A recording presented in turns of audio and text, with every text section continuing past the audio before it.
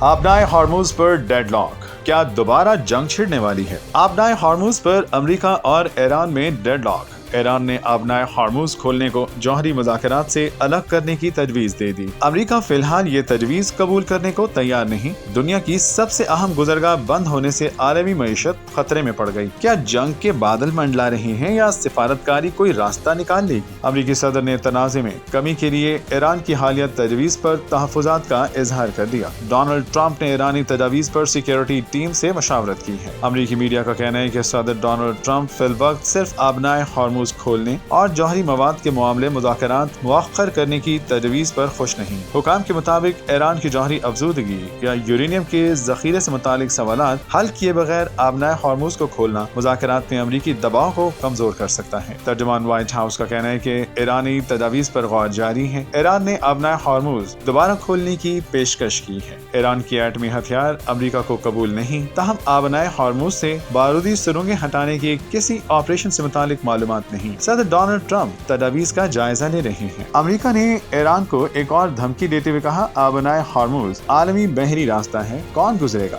فیصلے کا اختیار ایران کو نہیں۔ عالمی گزرگاہوں کو یرغمال بنانے کی کوشش برداشت نہیں کریں گے۔ وزیر خارجہ مارکو ریبیو نے کہا کہ ایران کے بحری راستوں پر مرزی مسلط کرنے کی کوششوں کو کبھی تسلیم نہیں کریں گے۔ دھونس، دھمکیوں یا طاقت کے زور پر بحری راستے بند کرنا قابل قبول نہیں۔ ایران کی اجازت یا اسے ادائیگی کر کے بحری جہاز گزرنا راستہ کھلنا نہیں کہلاتا۔ UN secretary general Antonio Guterres نے عالمی گزرگاہ کو فوری کھولنے کا مطالبہ کر دیا۔ آبنائے ہارموز کی بندش پر اقوام متحدہ کے ہنگامی اجلاس میں انٹونیو گوتریس نے کہا کہ کوئی ٹول ٹیکس نہیں، تجارت بحال ہونے دی جائے، عالمی معیشت کو سانس لینے دیں۔ سلامتی کونسل اجلاس میں پاکستانی مستقل مندوب عاصم افتخار نے کہا، آبنائے ہارموز کی بندش سے توانائی، خوراک اور سپلائی چین شدید متاثر ہو سکتی ہے۔ آبنائے ہارموز کی بندش سے سب سے زیادہ اثر ترقی پذیر ممالک پر پڑے گا۔ سمندری راستے عالمی تجارت کی شہرگ ہیں اور کسی بھی قسم کی رکاوٹ عالمی معیشت پر منفی اثرات ڈالتی ہے۔ موجودہ صورتحال کے بعد کیا کشیدگی بڑھے گی یا سفارتکاری جیت جائے گی؟ اس کا فیصلہ چند دنوں میں متوقع ہے۔